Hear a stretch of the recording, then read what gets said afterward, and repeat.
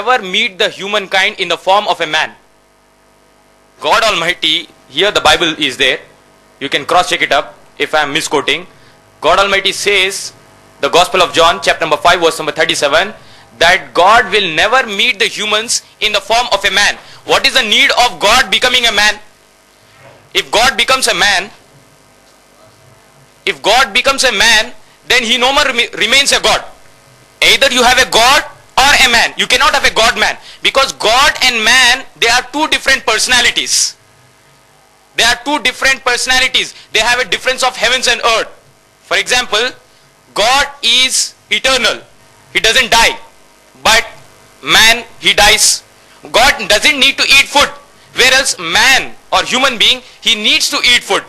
He is dependent. God is independent. So you cannot have God becoming a man.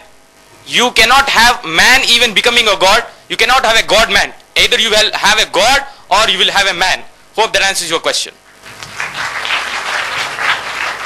We'll take the next question from the mic you placed on the right side to Reverend Wilson David. I am Dalit M.S. Salim, M.Com LLB, retired principal. My question to Reverend John Wilson is, as we are made to believe that Jesus Christ, peace be upon him, died for the sins of human being, that means for the sinners and by the sinners, I fail to understand how a creator can be killed, or how can he die by his own creatures. Let me answer to your question, sir. We are humans and we cannot question the God's plan of salvation. That is his way of giving salvation to the humanity. He himself willingly came down to this earth, took the form of a human being and died on the cross of Calvary, a sinless man, to make the sinners holy. Thank you very much. We'll take the next question from sister side to Reverend Wilson David.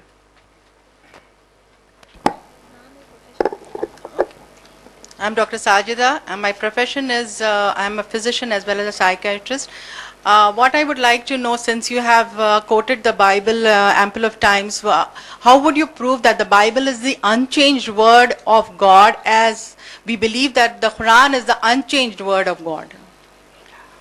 Thank you, sister, for this question. We believe that the word of God is unchangeable, as you believe in the Quran. We don't have authority to change the scriptures. We have only the capability of interpreting the scripture, but we cannot change the word of God. It is permanent, it is eternal, it is everlasting. That is the answer I would like to give you at this time. Thank you. We'll take the next question from sister side to Brother Afaq.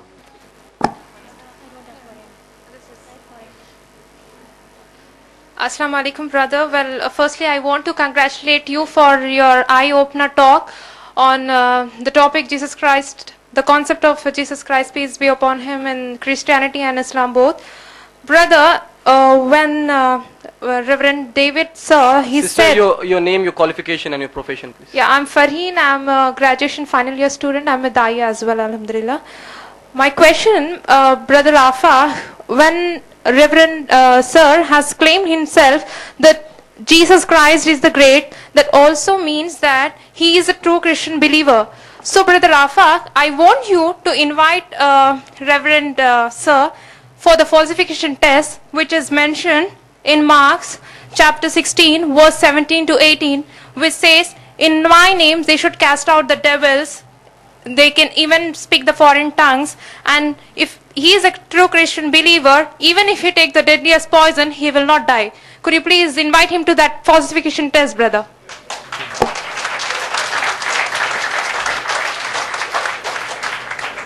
Sister, he is sitting before you and you have the chance to pose the question directly to him. You don't need a wasila. You don't need me in between. Right? So you can directly invite him to that test, which you very well know. Hope that answers your question. We'll take the next question from the mic provided for Reverend Wilson David Raj. Good evening, everybody. I am Inspector of Police Chakrapani. I am putting a question for both the prominent people. They have to answer for both persons. Regarding Jesus, you say Messiah and Maryam. Their mentioning is there in Holy Quran and everybody accepting in this session. And my question is the mentioning of Allah Ta'ala or Muhammad, Prophet Muhammad, peace be on him, is there in the Bible?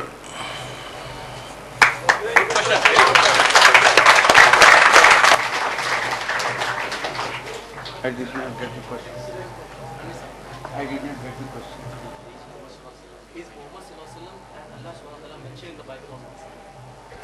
I'm sorry, sir. The Bible, we have the name El, in Hebrew, El. You call it as Allah. Both mean the same. The only thing is the language, the play of the language, El and Allah. The Bible was written earlier than the Quran. That's why you don't find these things in the Quran. If Bible was written later than the Quran, you must have had these answers to all your questions. So this is in the Bible is an earlier scripture. The Quran is a later scripture. That's why you don't find these answers.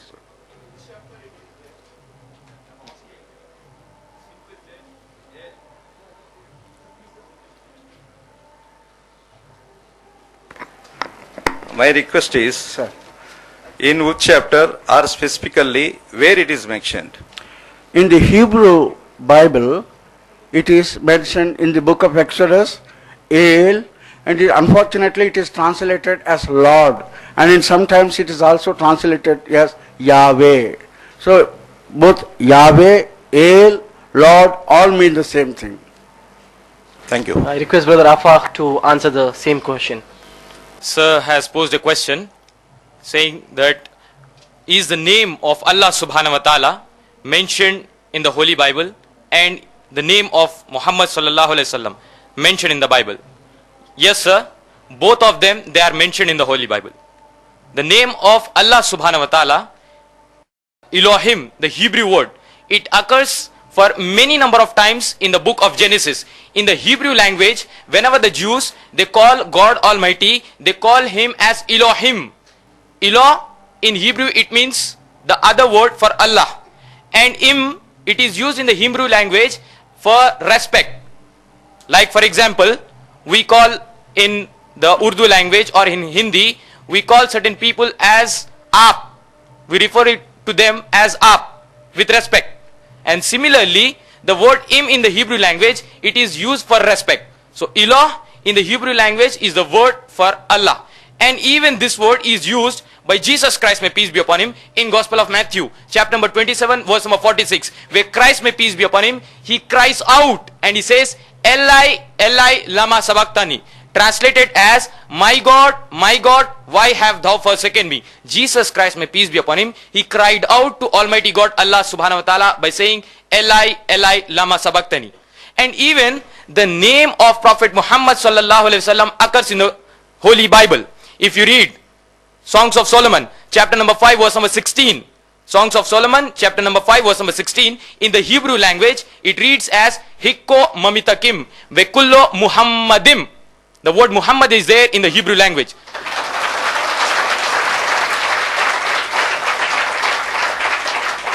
Hikko mamitakim vekullo Muhammadim zehuda wa zehrai baina Jerusalem. The word Muhammad is found in the Hebrew text of the Old Testament of the Holy Bible. Even Muhammad sallallahu alaihi wasallam is also prophesied in the Old Testament in book of Deuteronomy chapter number 18 verse number 18, and in book of Isaiah chapter number 29 verse number 12, and even in the New Testament in the Gospel of John chapter number 16 verse number 7, in the Gospel of John chapter number 14 verse number 16, in Gospel of John chapter number 15 verse number 26, as well as in Gospel of John chapter number 16 verse number 12 to verse number 14. Jesus Christ, may peace be upon him, he prophesies about a person who is going to come, and he uses the word there which is translated in the English Bible as comforter. And if you again go to the original Greek text, there the word is parakletos. And if you translate this word parakletos into the Arabic language, it means Muhammad, may peace be upon him. Hope that answers your question. We'll take the question for Brother Rafa from brother's side. Assalamu alaikum. My name is